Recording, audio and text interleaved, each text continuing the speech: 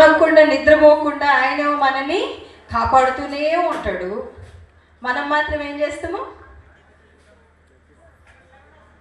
అటువంటి స్థితి నుంచి దేవుడు ఈరోజు నిన్ను పిలుస్తున్నాడు నా ప్రియ సహోదరి సహోదరా. అర్థమవుతుందా?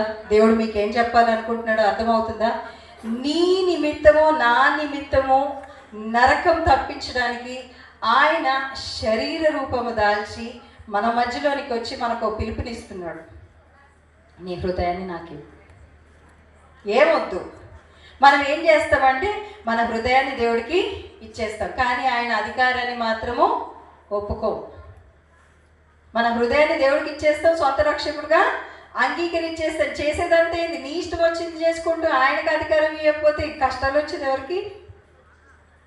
మన పిల్లలు మనం ఏదైనా చెప్పినప్పుడు వద్దు అని చెప్పినప్పుడు వాళ్ళు చేస్తే, వాళ్ళు నష్టపోయినప్పుడు ఏమంటాం?